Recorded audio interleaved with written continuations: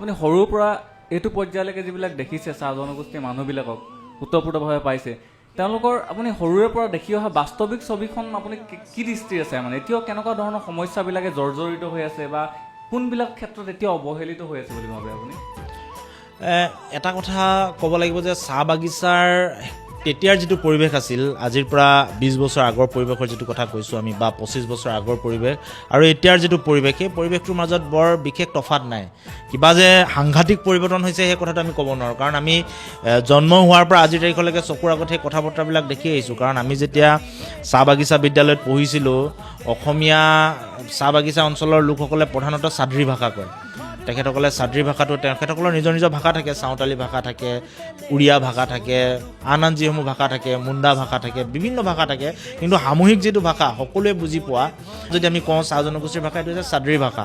চাদ্ৰী ভাষাতে তেখেতসকলে কথোপকথন কৰে, ঘৰতো চাদ্ৰী ভাষা কয়। আৰু আমি যিহেতু বিদ্যালয়খনত পঢ়িছিলোঁ, অসমীয়া ভাষিক হিচাপে অকল আমাৰ শ্ৰেণীটোত ময়ে আছিলোঁ, বা সেই সময়ত বিদ্যালয়ত ময়ে পঢ়িছিলোঁ, বাকী চব চাদ্ৰী ভাষা কয় বেছিকৈ। গতিকে আমিও লাহে লাহে কথা কওঁতে কওঁতে লগৰবিলাকৰ লগত চাদ্ৰী ভাষাটোৱে আমাৰ নিজৰ ভাষা নিচিনা হৈছিল।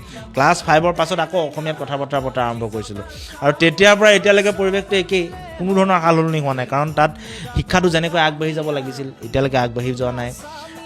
ভাবি থাকে যে বাগানৰ অঞ্চলত কাম কৰাবিলাকৰ কি হয়, দেউতাক মাকে যেতিয়া কাম কৰে, দেউতাক মাক ৰিটায়াৰ হোৱাৰ পিছত সেই চাকৰিটো পুতেক বা জীয়েকে পায়। গতিকে এটা ছিকিউৰ হৈয়ে থাকে, ঘৰটো তেখেতসকলে পায়েই। গতিকে পাত তোলে, মাকে পাত তোলে বা বাপেকে বাগানত কলম কটা কৰে। খুব বেছি তেখেতসকলে ষ্টাফ পৰ্যায়লৈকে এজন দুজন যায়, কিন্তু সৰহসংখ্যকে আনস্কিল লেবাৰে কাম কৰে তাত।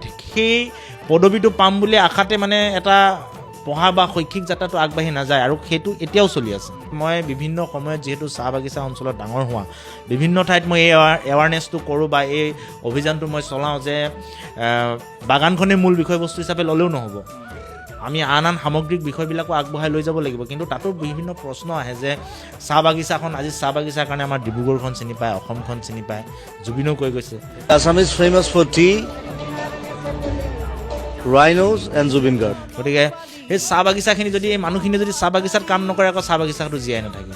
কাৰণ এজোপা চাহ গছ কেনেকৈ প্ৰতিপালন কৰিব, তাৰ পৰা কেনেকৈ চাহপাত প্ৰস্তুত কৰিব, তাত বেমাৰে ধৰিলে, পোকে ধৰিলে কেনেকৈ ৰাসায়নিক দৰৱ বা ঘৰুৱা দৰৱ কেনেকৈ ব্যৱহাৰ কৰিলে ভাল হ'ব, এই গছজোপাৰ সৈতে নিবিড় সম্পৰ্ক থকা মানুহখিনি হৈছে সেই আদিবাসী চাহ জনগোষ্ঠীৰ মানুহখিনি। আজিকালি আৰু এটা ডাঙৰ বিতৰ্ক হয় আচলতে, চাহ জনগোষ্ঠী নে আদিবাসী, এটা ডাঙৰ বিতৰ্ক হয়। সেইকাৰণে কওঁতে কেতিয়াবা সাৱধান হ'ব লগা হয়, কাৰণ বিভিন্ন সময়ত যাওঁতে মই আদিবাসী ছাত্ৰ সন্থাৰ লগত যেতিয়া যাওঁ, তেতিয়া কয় যে চাহ বাগানত কাম কৰিলে কেনেকৈ চাহ জনগোষ্ঠী আমি হ'ম?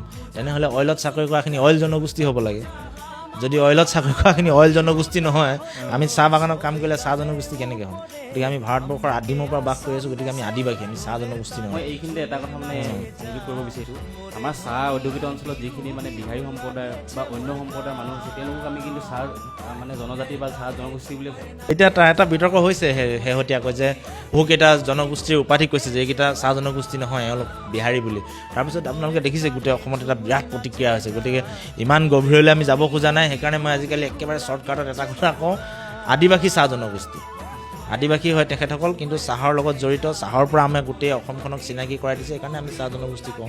গতিকে এইসকল লোকে আকৌ কাম নকৰিলে আমাৰ চাহ উদ্যোগটো একেবাৰে শেষ হৈ যাব, সেইটো এটা প্ৰব্লেম হৈছে। এতিয়া বৰ্তমান সময়ত এই সমস্যাটোৰ সৃষ্টি হৈছে, কাৰণ চাহ বাগিচাত এতিয়া হাজিৰা কম, 351 টকা হাজিৰা নহ'লে 250 টকাত এটা পৰিয়াল চলাত এটা কষ্টকৰ কাম। গতিকে সেই সুবিধাখিনি নোপোৱাৰ কাৰণে মাটিৰ পট্টা নাপালে, ঘৰ নাপালে, মজুৰি 351 টকা কৰিমকৈ আজিলৈকে নকৰিলে, বানাজ ভালকৈ নাপায়, থকা খোৱাৰ সুবিধা ভালকৈ নাপায়। এতিয়াও বাগানত নিমখ চাহ চলে, য'ত চৰকাৰে নিমখ চাহ নাখাবলৈ কৈ থাকে, কিন্তু দুপৰীয়া নিমখ চাহ নাহিলে এইটো এটা অভ্যাসত পৰিণত কৰাই দিলে। ঘৰবিলাক চাপৰ বনায়, যাতে মগজুৰ তেখেতসকলৰ বিকাশ নহয়, তাৰ কাৰণে চাপৰ ঘৰত ৰাখে। এইটো ব্ৰিটিছৰ বুদ্ধি আছিল। ব্ৰিটিছৰ বুদ্ধিবিলাকো এতিয়া আমি তেখেতসকলৰ ওপৰত আচলতে এপ্লাই কৰি আছোঁ বা তেখেতসকলৰ ওপৰত ব্যৱহাৰ কৰি আছোঁ, যাৰ কাৰণে এই জনগোষ্ঠীটো যেনেকৈ আগবাঢ়ি যাব লাগিছিল তেনেকৈ আগবাঢ়ি যাব পৰা নাই, বিশেষকৈ শিক্ষাৰ ক্ষেত্ৰত। কিন্তু মই বাগিচাবিলাকত গ'লে বাৰে কওঁ, এতিয়া এইবিলাক আপোনালোকে ভাবা চিন্তা কৰাবিলাক বাদ দিব লাগে, কাৰণ এতিয়া ডিব্ৰুগড় জিলাখনৰ যিগৰাকী মূল ব্যক্তি DC গৰাকী আদিবাসী চাহ জনগোষ্ঠী। আজি AMC লৈ যদি যায়, আটাইতকৈ নিউৰৰ যিজন ভাল চাৰ্জন, কম পইচাত কম টকাত চব মানুহ সহায় কৰিছে, ধ্ৰুৱজ্যোতি কুৰ্মী, চাহ জনগোষ্ঠীৰ মানুহ। ডিব্ৰুগড় বিশ্ববিদ্যালয়ত আমি সকলোৱে জানোৱে দীপাৱলী কুৰ্মী আছিলে, এন্থ্ৰপ'লজিত টপাৰ আছিলে, তাই গ'ল্ড মেডেল পাইছিল।